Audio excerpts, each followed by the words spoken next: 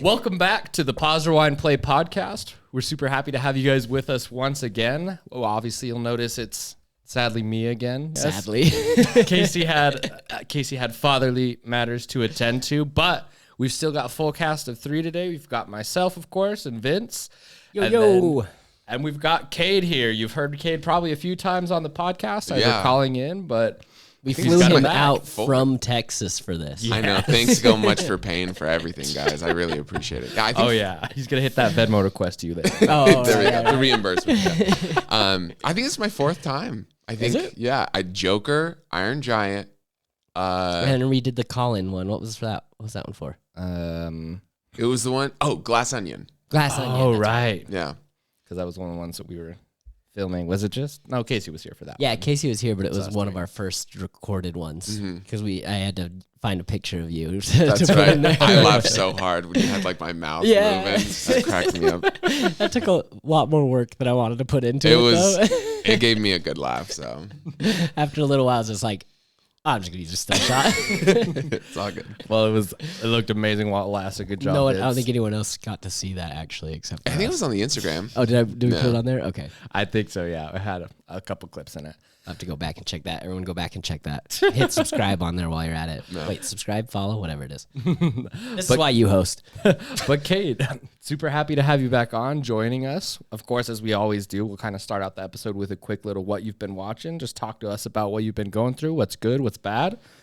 What are you watching? What are you looking forward to watching too? So I've been watching a few episodes of Black Mirror, getting ready for the new season. Watched an episode last night with Josh. But in addition to that, I've been watching Atlanta, Donald Glover's show that he's got going on, and it's always been talked about for a while, but just I don't know, in the last month or so I've been getting into it. Made it through the 1st and 2nd season really easy, and yeah, I like it. It's artsy, funny, it's great. I like it a lot. How convenient, Brian Tyree Henry's show. I know. This one that we're watching. I know, Brian Tyree Henry. Well, even I'm pretty sure that Childish Gambino, Donald Glover, whatever, he makes a cameo in this movie in the Community reference. Which I'll bring up a little bit later. But yeah, I'm looking forward to that. I don't know that one. I missed You don't it. know Apparently. that one? Yeah, I must have completely missed it. Yeah, later, and we can get into it later. But yeah, there's a Community clip on in the background, and he's in there. So awesome! How did I miss that? Yeah. What about you, Josh? What have you been watching? So lately, I have been kind of watching a lot of TV. I haven't been watching a lot of movies. I did watch The Mother the other day, which is a new movie on Netflix, and it was good. I liked it. It was kind of a cool, very Netflixy, just kind of action heavy. Is it J-Lo? Right? Yes.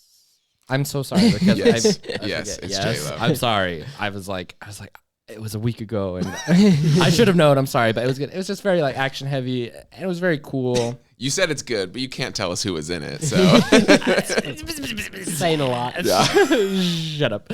Okay, but so I watched that, and other than that, I've mostly just been watching TV. I've been watching a lot of New Girl. I'm just kind of watching it all the way through. Good thing to be watching and prep for Spider-Verse. Exactly. Actually, and Jake Johnson in it. 100%. That's his name, right? Yes, nailed it. He's always Nick Miller to me.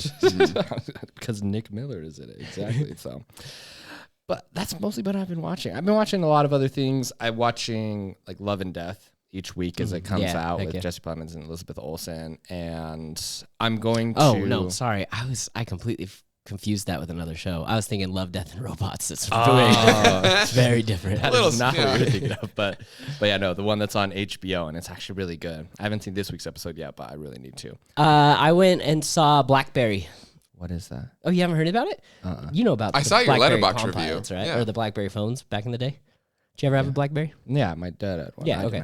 They made a movie about it. It's a, what do you call those? Like a documentary? It's not a documentary. It's like a dramatization. It's kind of it gives off major social network vibes. That same kind of premise. Startup and what we're doing. And yeah, and it dramatizes the story, and it's a fictional story set around those truth. Events. Yeah, exactly.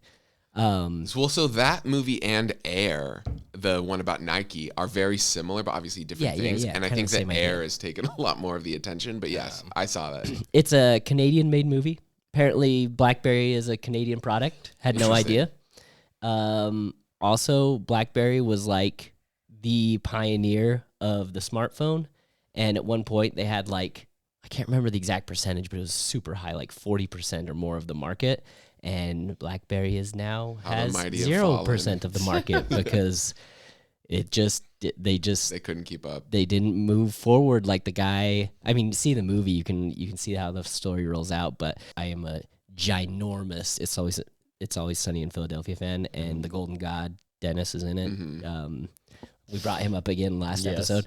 So he was honestly 50% of the reason why I wanted to go see this movie, because I was just like, I will support this cast, the Always Sunny cast, in whatever they go into. And I know Glenn Howerton, the actor, has always wanted to do more than just Dennis. He is amazing in this movie, guys. He transforms to this character. He shaved his head, did the whole horseshoe dad haircut for this. Sexy. And he is just at a 10 through the whole thing. Like, some of these like pretentious podcasts that I listen to, all of them are even just like, wouldn't it be cool if he had like an Oscar run for this? Like, he does amazing in it. It's really, really, really good. No one believes that he actually will, but everyone's just like, we can support it though until it was the it's same with like us. Adam Sandler with Uncut Gems. Yeah, They were exactly. Like, maybe. Like, this is really good. This guy who just comes out of nowhere, you know. So BlackBerry was excellent. Like, I was fully entertained. Interesting story. I'd suggest go see it to anybody. Like, it's definitely worth the money. I'm also halfway through Better Call Saul, the final season. For the first time? Yeah, for the first time. I think good. I have 4 episodes left. Halfway through, like mini spoilers for Better Call Saul that came out, but like what just happened? I know. I want to. Is Howard Hamlin still around? Last night. Oh, it happened last night. Oh my gosh, dude. So last year when I went and visited Cade was when the episodes were airing, and we were like watching them every single week, and we would talk about them. They would come out on, what was it, like Monday nights. They would come out on Monday nights, and I was going to his house on Thursday, and the week that episode came out, we didn't watch it, and we avoided spoilers. And it was the Howard Hamlin one. So that when we flew out, we would watch it together. Oh, that's live, awesome. and it was crazy. It was insane. It was so yeah, I keep thinking through this. I have kept thinking through this season, because I remember finishing the last season and thinking, I am so worried for Jimmy. No, Jimmy's wife. What's her name? Kim. Because she's just like going down this slippery slope, you know, getting worse and worse. I'm just like, I want the best for her. I'm so worried about her. And then I don't really remember what happened that season. So the first part of this season, I've had to been like, why are they out to get Howard again? I don't really remember. And I can't remember how this is like tying into it. And then, yeah, it all comes full circle. I was just like, this is excellent. This is great TV.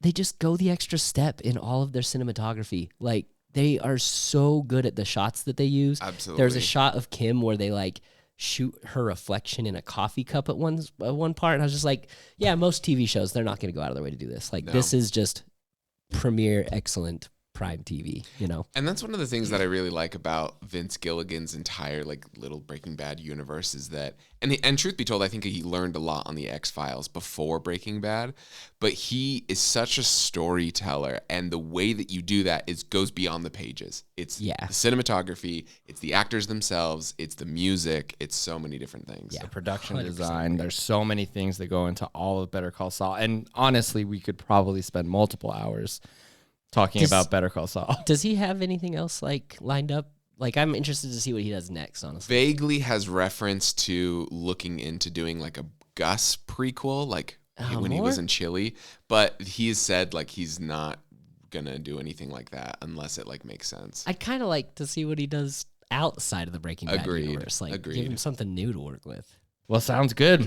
So that's what we've been watching this week. A lot of good stuff these weeks, I guess, and for the past little while. Yeah. And we're going to go ahead and just jump right into little Spider-Man this week.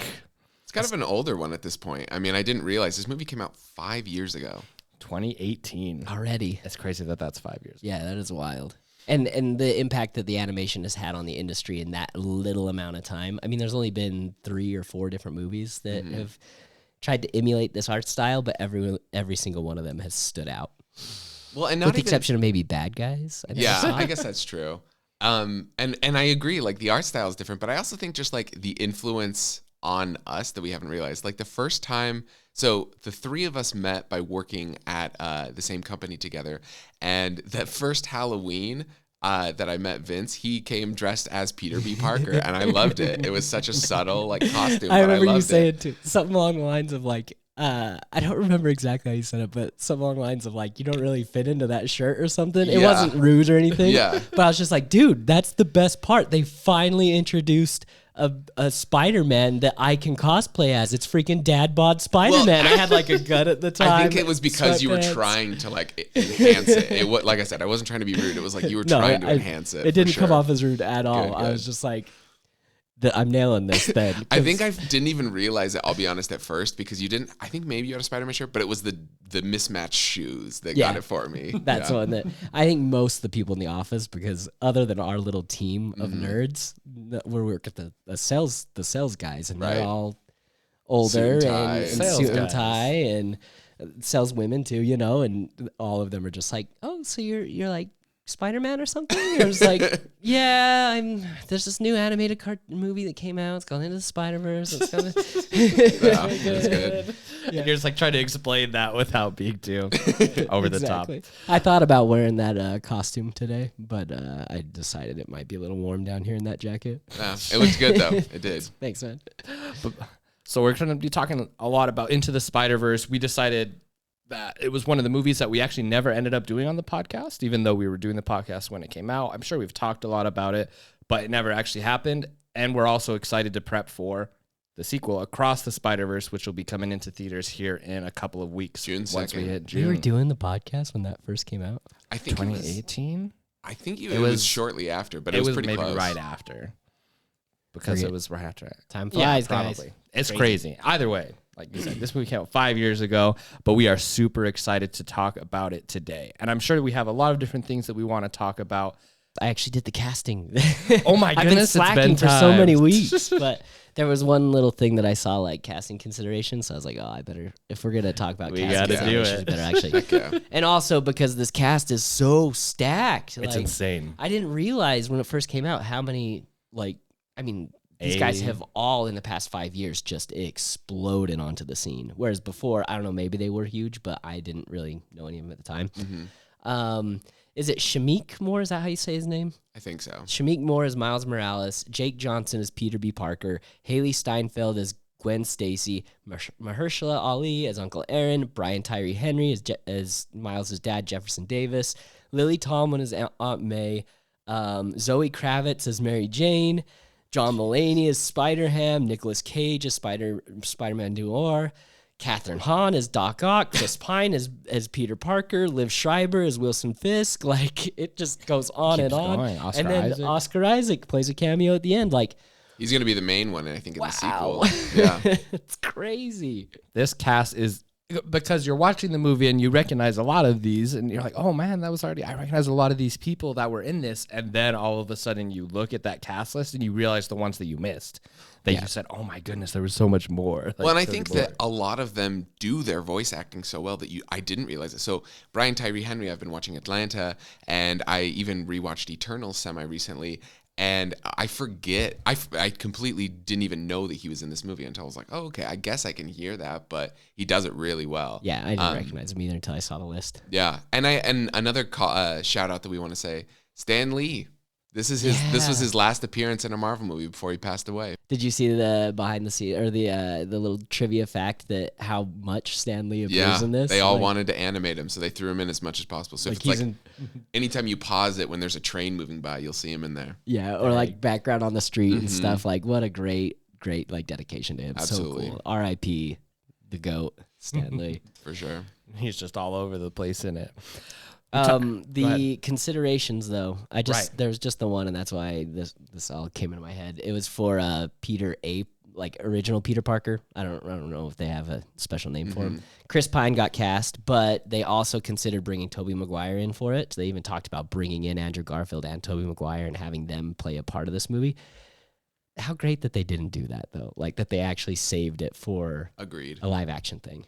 Agreed. Especially because, like, as you can see throughout this movie, each Spider-Man's universe is their own. And so if the main one that we are watching, the one where Miles Morales lives in and is from, that is Tobey Maguire's, the one that we've seen with Alfred Molina as Doc Ock and Willem Dafoe, then I think that we would conflate it too much. And I think, like, because we are able to like differentiate Chris Pines and again Tobey Maguire and Andrew Garfield, because there have been some rumors that they might come in within the sequel within their own, or at least like their versions, maybe not voiced by them, but you'll be able to see them. Again, I think it does create that distinction. But with Chris Pine, I think he did a great job, because I even read somewhere else that they didn't know that he could sing, and so until after he'd filmed all of his lines, and so later when they found it out, they were like, "Let's bust out a Christmas album for Spidey," and so they like recorded that and put it into the movie like later in post than when they were originally in development, which I thought was just hilarious too. Can you actually listen to that Christmas album? Is it real? Probably. I I mean, would not doubt that at all. yeah. I'll look it up later because Yeah. that might add it to my my Christmas playlist this next season. There you go. Got to make the way around. We kind of started talking about the animation a little bit as we were introing the movie, because that is really one of the main things that sets this movie apart. We've talked about how there were so many things that kind of took animation to the next level with this type of movie, and this is just one of the main things that everyone talks about when we talk about the movie. So let's dive a little bit deeper into that. And we talk about the different little Easter eggs and what made the animation so special in a movie like this that really pushed the genre forward and also won it an Oscar, right? Yeah. For best animated feature. So what are the things about the animation that you guys love most, that you think about? What are the scenes that just stand out to you when you watch this movie? Yeah, so I'll go first. One of the things that I think is really interesting, and you see it at the beginning of the movie, that this is one of the only animated movies, especially with Marvel Comics, where it's certified by some sort of comic book organization. And Comic book code or something. yeah, and Code so authority. I think the purpose was to have it be literally off the page on the screen. And you see it even, several times throughout the movie when they do open the comic book and they say, "All right, I'm going to only do this one more time." And, they jump into it. That's how I thought about starting this pod today. All right, guys, let's do this one more time. Clip it in later. But yeah, so like I think it's supposed to be off of the page, but at the same time, I think a lot of movie companies and animation studios have taken it and really allowed it to be what it is, comic book, to where it's of course supposed to be about real life and real people, but it's supposed to be, different and have a sense of fantasy within it. And so I don't hate the fact at all that this style has been picked up by other movies. And we were talking about it, even the new Teenage Mutant Ninja Turtle movie that's coming out soon, they're going to be using the same animation style, and I'm here for it. I love it. It looks so visually pleasing. Mm-hmm. I love the style. Like in Spider-Verse, in Mitchell's vs. the Machines, like it just stands out. Like this used to be the movie that I used to show off my new TV for. There was two. There was like Mad Max Fury Road and Into the Spider-Verse, because it's just like, it's colorful, it's poppy, it's interesting, it plays with frame rates, depending on like what part of the movie you're in, and it's just like it's just visually pleasing, and it translates so well to all these other ones. I read that there was like 170 different animators that worked on this project, which is like the most ever for animated movie, and also that just to make like 4 seconds of the movie took like a week of production just to do that, and that there was like 10 minutes of the movie that was cut. So I'm like doing the math in my head, like how much work hours went into those 10 minutes that were just completely wasted. But yeah, like I think this is, you were talking to me before we started about the 3 different animation styles that are kind of out right now that I think are really interesting. But I think this is the one, and I would like you to like Phil, like Sure. go into that again. But I think this is the one that stands out more than any of them. I never saw Puss in Boots, the new one. As soon as I found out, like I've been wanting to, as soon as I found out this is the same animation style, it has jumped to like the top of my list of stuff to go back and watch, because I love to watch this style so much. Do you feel like one of the things that I've seen, and so I want to ask this question, do you feel like it takes like, I guess, inspiration at all from like anime? Because I've seen stuff where people have talked where it's like this new animation style is almost a cross between typical animation styles that we've seen maybe in Pixar movies and anime, so it's a cross between them. What are your thoughts on that? I don't watch anime. So I don't Just know. being familiar enough with it. I don't watch anime either, but just like, Samurai Jack, that kind of thing. That same All I know is animation from like style. Strong Bad, like really small mouth when closed, ridiculously huge when they're open. So there was one moment that I did get definite anime vibes. It was when the Prowler was sitting up on top of the roof, and he's got that like that weird collar that like almost looks like a crown. Right. And I always thought it kind of looked like strange when he's running around doing his thing, but it was him sitting up on a roof, and it was just his silhouette in like dark, and he had that thing going, and it almost looked like that anime hair coming up off of his head. I was like, Goku type thing. That's pretty sick looking, What about you, Josh? I definitely don't watch a lot of anime either, but a lot of some of the streamers that I'll follow and talk about, they talk a lot about it, and so I've seen clips and just different things going along anime, and so I'm somewhat familiar with animation, but please don't consider me any sort of person who can actually talk about a lot of anime with you. Sorry. But it does have a really good mix of stuff like that and modern animation. But what really brings it together is it's not just a weird cross in between those two. The comic book part is what saves it, right? Because it puts it in the middle, and being able to have all of those extra things with, the little thought bubbles that'll come up sometimes, or, watch out appearing on the wall behind you as stuff is about to happen. Things like that is what really makes that crossover work in this instance, because you do have the lower frame rates and the animations that are different, but it's like, you find that middle ground, and it's nice, and I think it would still work either way. Obviously, it's going to, because not all of the movies that are using that type of animation are doing it as complete comic books or whatnot. But playing with it and just being able to see the real drawings, like line works and things like that in the movie, but then pulling it into the comic book is what made it work so much for Into the Spider-Verse, in my opinion. It's kind of cool because it's kind of how I complain every single week, and people are probably sick of it, of heavily CGI movies and going to practical effects. It's kind of that same idea, but with animation, where it's just like, I miss the days of hand-drawn cartoons, So when one comes out, I gravitate towards it because I want to see that old-fashioned style again. They've kind of done the same thing where like we have moved towards CGI movies like Pixar and Disney, the new Mario movie, like you were talking about off mic. And now now that we've kind of perfected that, we're going back to this hand-drawn, like quote unquote practical effect within the computer animated stuff, and adding more life to it, and adding more, it almost feels like tangible, like real, like you said, those lines and the shading and stuff, the way that they do it just makes it feel a little more just lively, I guess. Well, and I think it's more relatable, because if you think about it, it's so much easier for normal, non-artistically gifted people to draw handmade things that look closer to the handmade stuff that we've been talking about in the Spider-Verse than if we were to try and draw the characters in the movie Soul or the Mario or Minion characters, because they're just of a different, more rounder animation style. So as they've both referenced, there are, three, I feel like, major animation styles that have been taking over a lot of movies that we've seen, and that's kind of Pixar's hyperrealism, again, Soul, The Incredibles, things like that look incredibly done well, but they're just incredibly realistic and rounded. And then there's the more cartoony animation with Minions and the Mario movie and things like that, where it's cartoon and it's supposed to be. You're not fooling anybody. But then now there is this almost comic book level and hand-drawn feel animation style. And so I really don't necessarily say I have an overall preference. I think they each provide a good service for whatever movie that they're interacting with.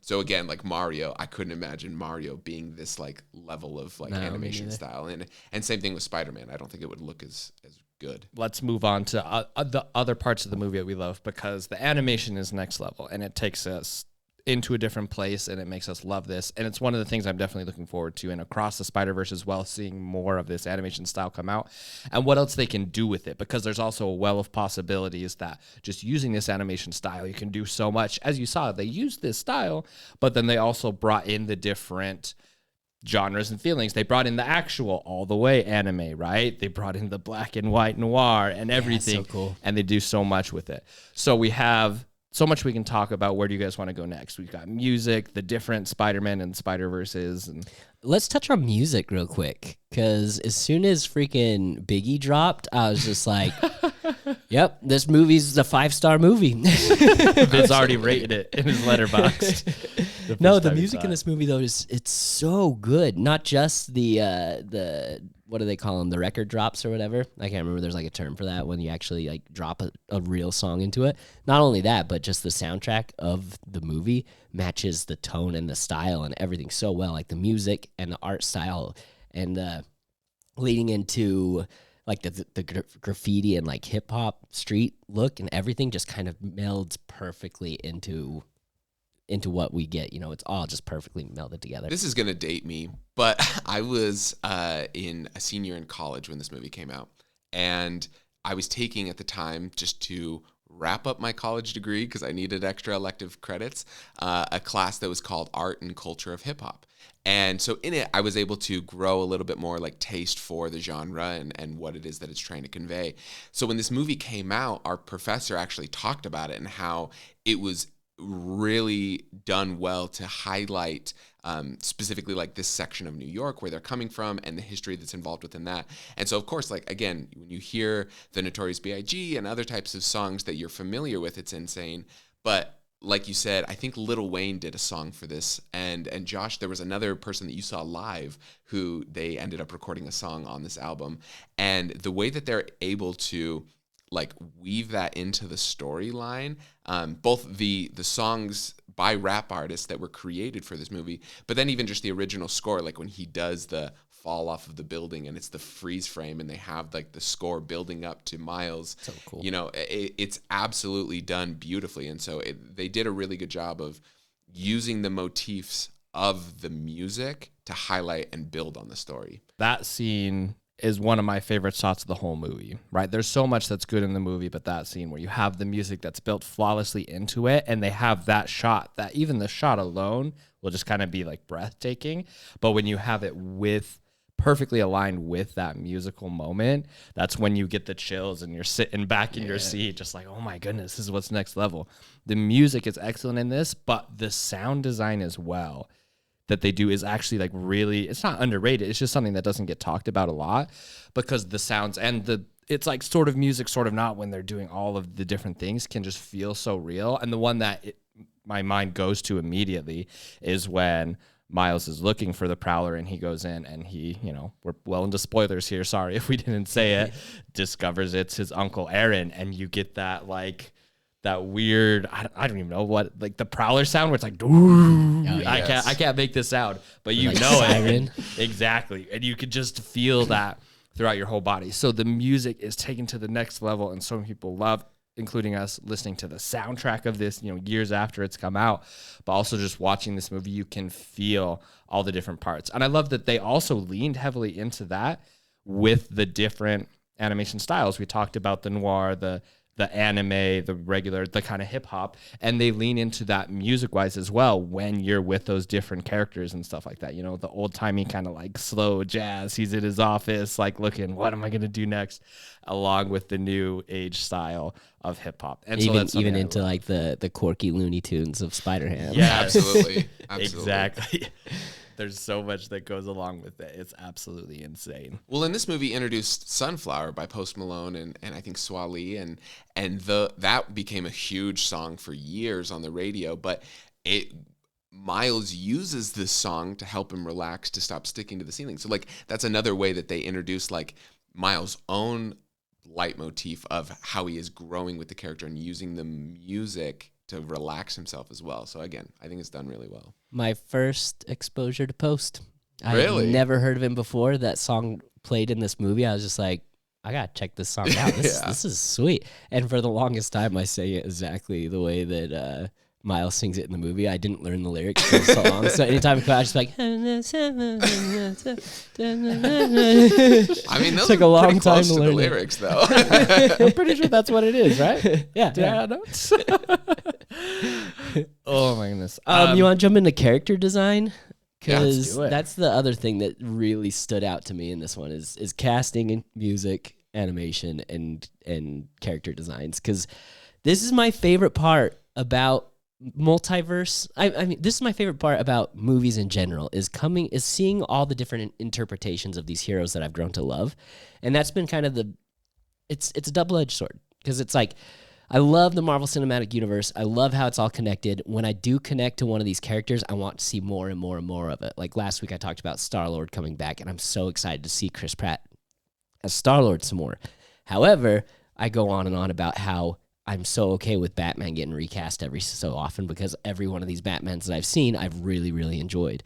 So this is the kind of thing that I love about the multiverse is like they are able to do both, essentially. Explore you can both still, the options. Yeah, with the amount of time that we have or whatever, or money that we have, we can still have the opportunity to like show these different versions of the characters. And this one specifically just leans into all the years of Spider-Man. Half of these characters, a couple of these characters are designs from the 80s. Like Kingpin, for example.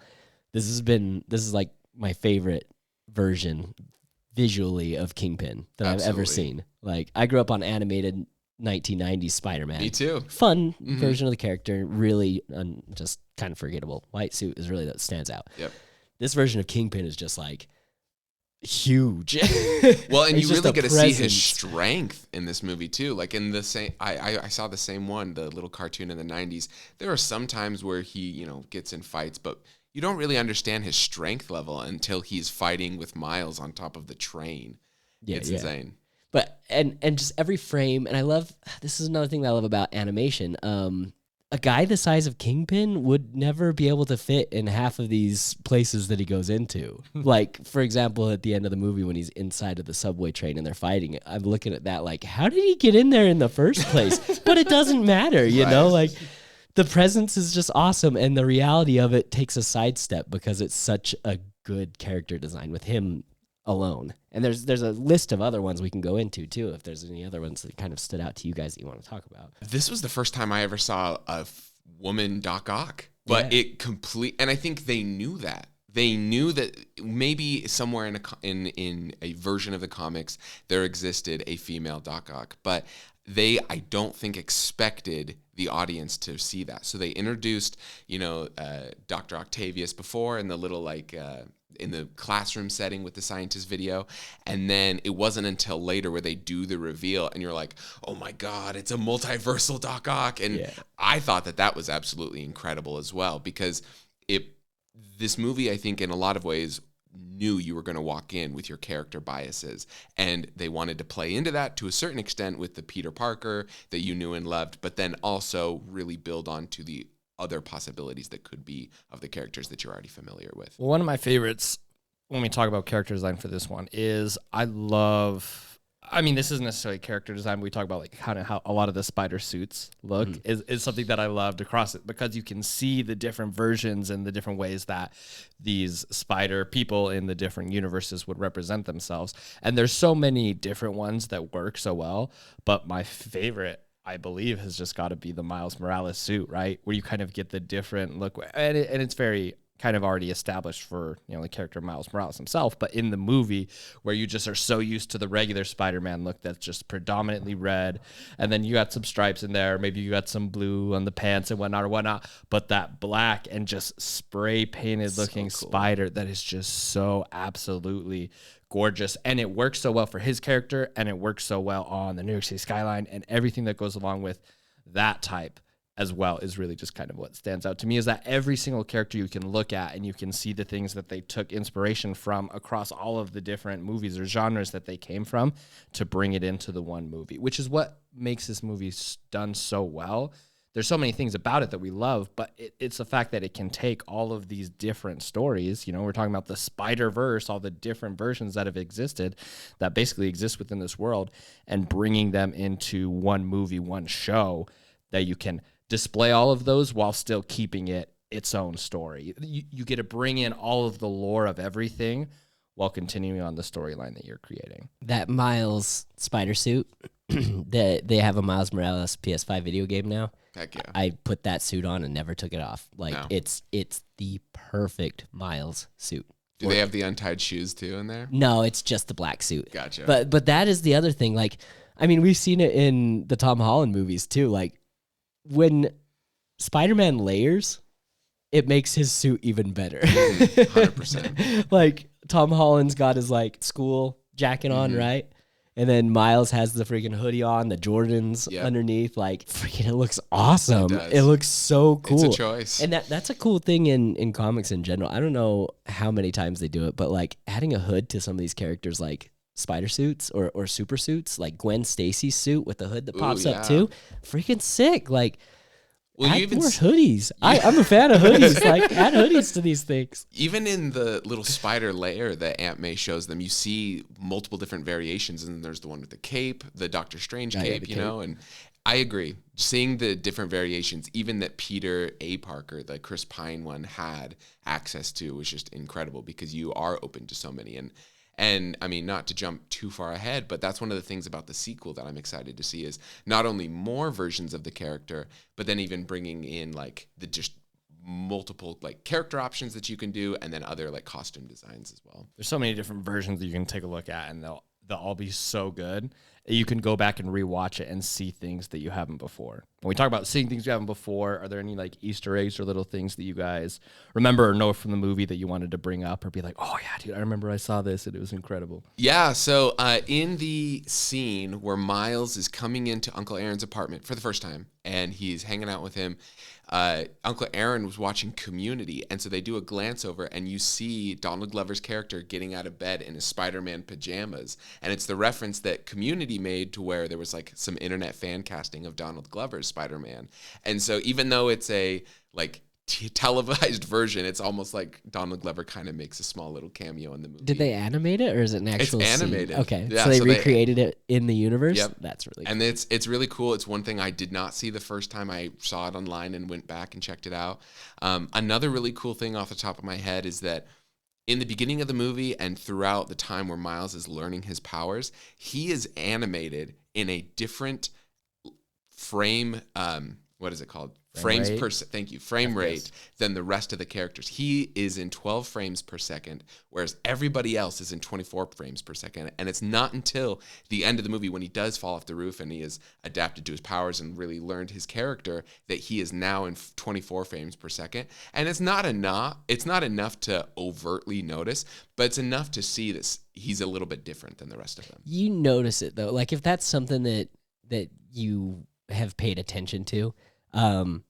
For example, I recently, I guess it's been years now, but I upgraded, I keep going back to video games, but I upgraded from PS4 to PS5.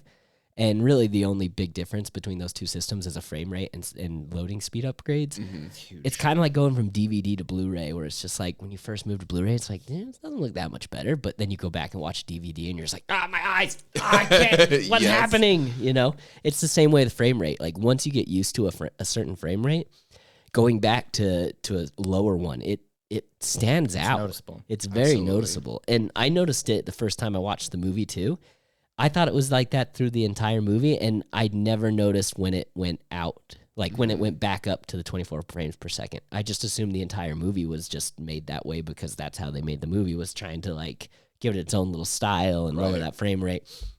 Even the Miles video game, when you put on that spider suit, you can turn on the low frame rate. Interesting. So when you're like swinging and moving and stuff, it's interesting. I couldn't do it though. It drove me wild with difficult. Everything else around you moving in like 60 frames a second, and all of a sudden you have Miles like doing these like 12 frame rate glitchy moves. It's just like, this is a cool idea, but I can't do this, you know? Well, because I'm sure in the game you gotta have like a more like, it's a less static background than they have from a shot. Yeah, exactly. But that's a super cool idea, and I love the thought behind it, where it plays a role into the story. Whereas, like, on the other side of things, like Avatar 2 just came out, and that switches back and forth, and they just did it just because. And really? Yeah, like, just because he thought it looked better for the action sequences. I guess I'm sure it does. But when you're flipping back and forth like that, it's distracting to the point where Alice, she was on the podcast a couple episodes ago. Alice was with me, and she doesn't really pay attention to that kind of stuff. And halfway through the movie, she even turned to me and was just like, "What is going on with the movie? Like, it just keeps switching back and forth, and it's weird." The new Marvel movies on Disney Plus, when you stream them, if you use the IMAX like special viewing, it will during the action scenes go into a less. It's more of a it The goes from IMAX widescreen enhanced or exactly to IMAX enhanced, where it's almost full screen. And so my wife doesn't notice it as much as I do, but it bothers me because it goes from widescreen to full screen, widescreen to full screen. And so their choice is to do that for action scenes. I mean, there are certain benefits, of course, but I agree, if it's done sloppily, it's too distracting for me. I like changes of frame rate and aspect ratio a lot of times when you have reasons behind it. And like it can fit into a story, right? A lot of times we'll see things like that because they choose it as an artistic choice. When you're doing it just to fit in more frames or to like try and enhance everything, it can definitely be super distracting. But like we were talking about in the Spider-Verse for Miles, since it goes along literally based on his story and it shows part of his character growth, that's one of the things. That's one of the ways that I like it. Yeah, right? me too. Because it actually serves a purpose and it does. It's so something you meta, want. like in a movie that's very meta. Like this whole movie is meta. even the art of creating the movie is meta in its own way. What about characters? We've talked about a little bit about character design, but what about the actual characters and the voice actors that went along with them? Which were your favorite, I guess, versions of Spider-Man or Spider-Pig or whoever? Which ones were your favorite in the movie that you feel like not necessarily had the most impact, but the ones that you would say, I want more Spider-Pig or I want more Peter B. Parker? Which ones were your guys' favorite characters? I freaking loved John Mulaney as Spider-Pig. I'm not even someone who like watches a lot of John Mulaney, especially since like I don't watch a lot of comedy specials on Netflix. Mm-hmm. The time in my life where I watched most comedy specials is where we'd hang out and you'd be like, there's this one on Netflix, let's watch it. And you're like, okay. I don't love a lot of that. But we did watch this and it was one of those where I was like, oh, I think I recognize his voice. And later was like, oh, duh, it was John. Like, even though his voice is so distinct, just because I hadn't known a lot of it, I was like, oh, I don't know. John Mulaney came up and it was like the Spider-Pig version for some reason. I was like, this is so dumb. But I did love the big, because we're already in sort of cartoony looks, right? The comic book look for the most of the movie. And then this took it to the nines, the extremes, right? The hammers and just pulling whatever you wanted from out Looney of Tunes, really. From Looney Tunes, just everything like that showed up. But he's Spider-Man though still. He's Spider-Pig, exactly. So he could come in and provide a whole nother level of comedy. And I absolutely love that. And then Peter B. Parker is definitely one of my favorites. Like we're talking aside from Miles because I feel like Miles is incredible. But I think Peter B. Parker was also one of my favorites because I do also love Jake Johnson. I knew who Jake Johnson was like with New Girl because I'd watched some episodes, but just I feel like his voice for this version of Peter, like kind of one who's, it makes me think of him as Nick Miller in New Girl because it's like, I've got it together, but I also don't have it together. Exactly. My life's falling apart, all this stuff. And he's like the weirdly perfect role model because he's not perfect, right? He's not a role model because he's always done everything right. He's a role model because he's like, stuff happens and life's going to drag you down, but you can make changes and you can still be the hero and everything like that. And so I feel like those are probably a couple of my favorite characters. I love Peter B. Parker in this. I love him. The whole idea too of, I mean, Spider-Man's whole thing is like his uncle died because of he failed, you know? And so it just makes sense that will haunt you for the rest of your life, that sharing this part of you will put the people around you in danger, and we've seen that over and over again in movies. This one just takes it to the next step in life, right? Like you're worried about your friends, and then you're worried about your girlfriend and your wife, and then Mary Jane wants a kid, and that's like, I don't have a kid. Cade, you could probably speak to this, but that's got to be like the ultimate fear of just like, if I bring a kid into this world and I'm Spider-Man, that kid's never going to be safe. I can't have a kid. And then him and Mary Jane getting into it and eventually leading to their divorce, and then the divorce just sending him spiraling down into this depression. And then he's just like, to start with, he's never had a real good time doing this whole thing. Like he's just like the complete opposite of Chris Pine Spider-Man, where he's just like, I'm doing this because I'm supposed to, but I don't really love it.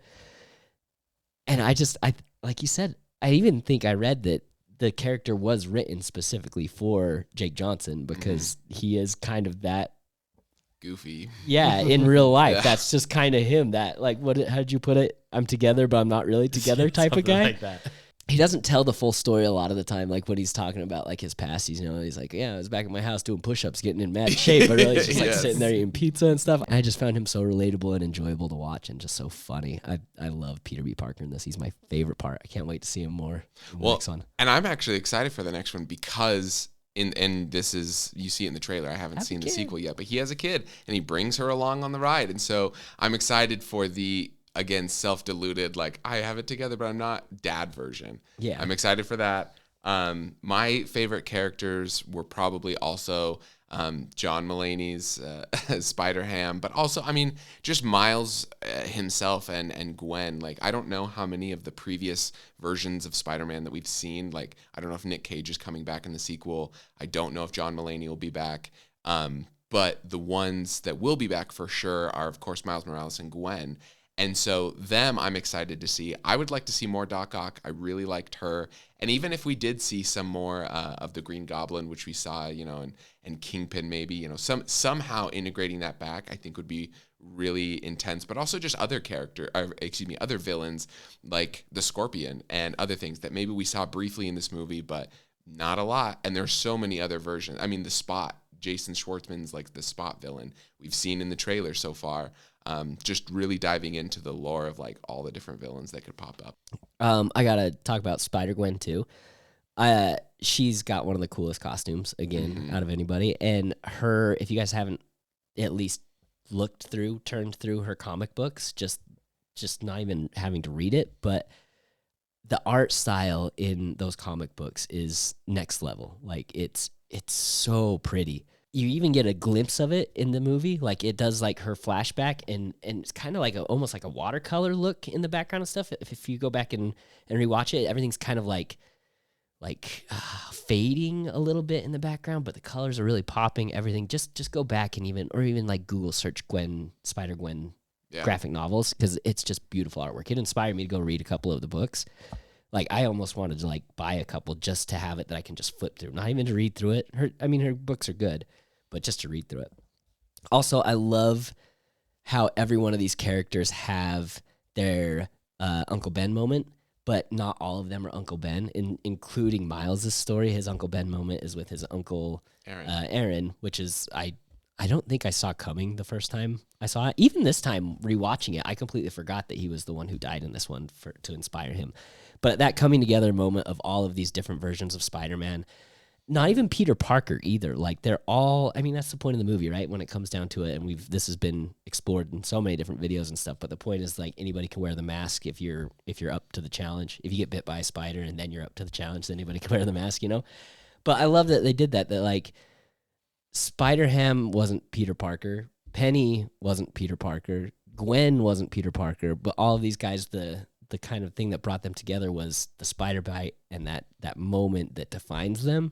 And I love the exploration of each one of those characters and how Gwen, for instance, it wasn't even an uncle. It was her best friend, the one that ties them together. Absolutely. Peter, that was the one who died for her, and she became the Spider-Man. It's really cool to, again, I love the idea of the multiverse and the different interpretations and being able to see how creative these artists can get with these stories.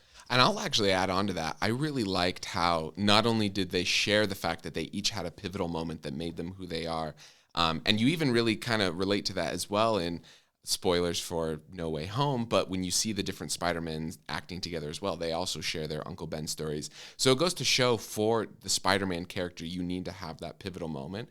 But I would even argue to say that the Spider-Men that come into this movie, they all have, they're all kind of down on their luck. Like maybe Penny Parker's the only one that I can think of that isn't going through something. Because again, Gwen Stacy lost her best friend. She was struggling. Peter B. Parker is, divorced. He's struggling. Even Spider-Man Noir, talks about how he's he's not really into things as much, but throughout it, they each have character development to where they feel confident. They feel like they can go back by helping Miles themselves. They've found a refound love for being Spider-Man. Even Nicolas Cage takes back the Rubik's Cube because he finds it so interesting. And that's what I'm saying is that I like it because highlights the journey that they've gone on, but then gives them a path towards a new positive future as well. There's so much that they can move forward with, and that's one of the reasons why I'm so looking forward to this next movie.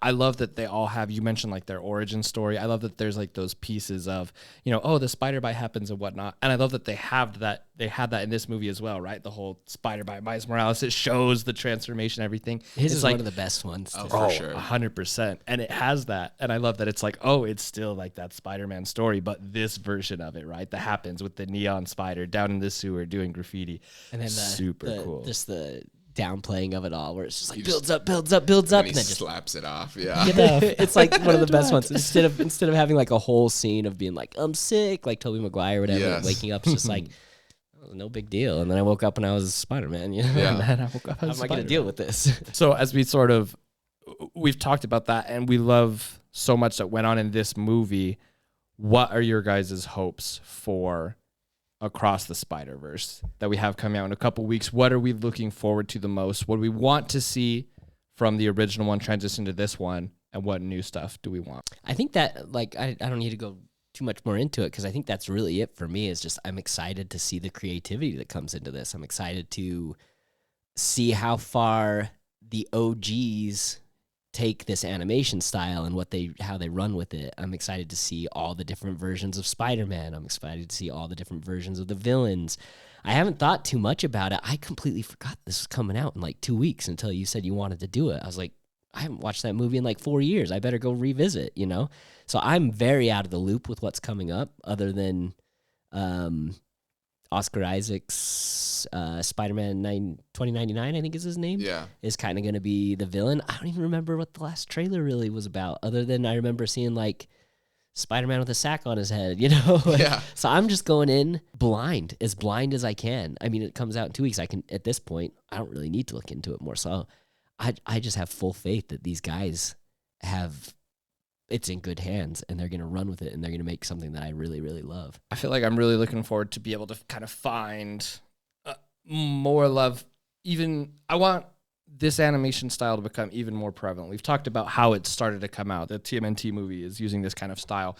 And I feel like a lot of movies are gravitating towards it. And I feel like if this movie can find the success of the first one as well, it will be, if it's not already, just completely cemented as something that people will want to use going forward. And so I'm looking forward to another movie in this style, because it's one that you can find so many little Easter eggs in. You can find so many tiny little details as you watch the movie that make it an enjoyable experience. And that's the kind of thing that I love. I love to see these characters and see where the continuation of the story goes.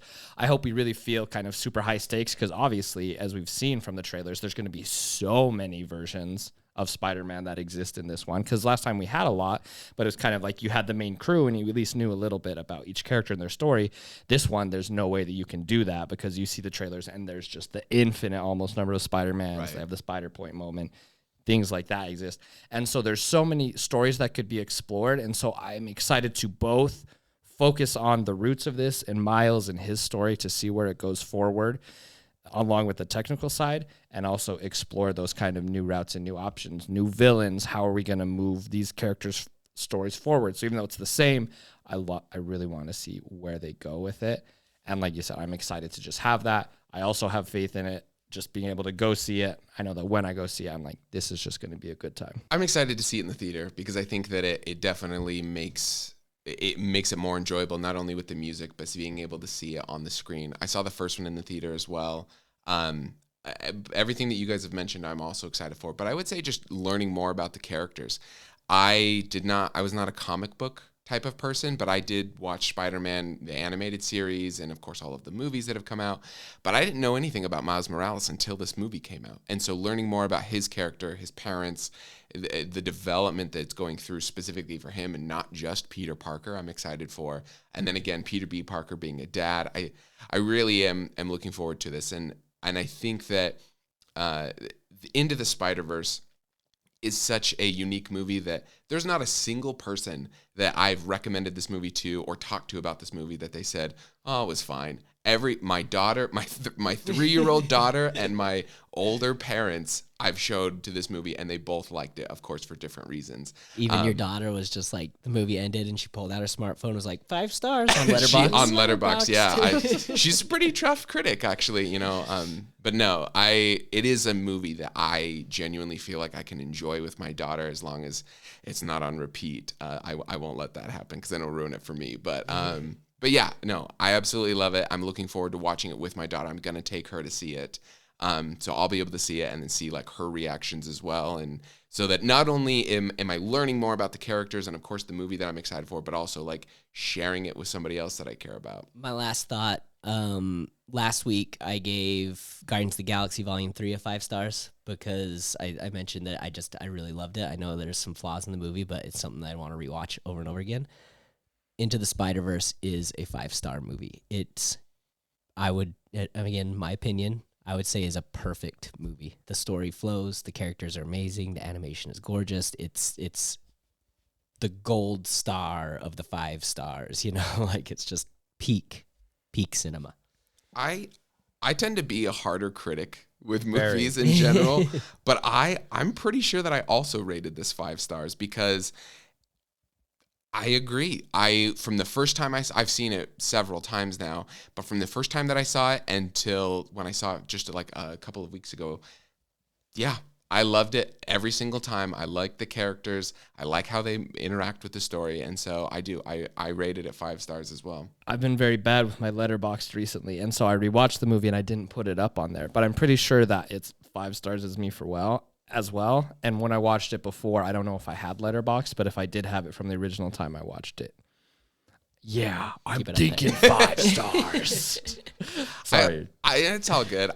With movies, I need time to digest them. So I saw Guardians of the Galaxy and I walked out and I was a little bit kind of critical of certain things because it wasn't a perfect movie. And I wouldn't necessarily even now rate it 5 stars. But I think when I walked out, I was like, like 3.5 maybe. And then I think now I'm closer to like 4.5.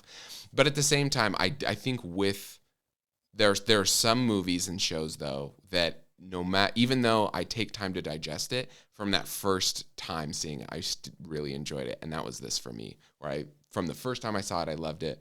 And so with this next one, I'm very excited and hoping the same thing. Got a high bar to live up to. Unfortunately, yeah. Glad I'm not the creators at this point. They took 5 years.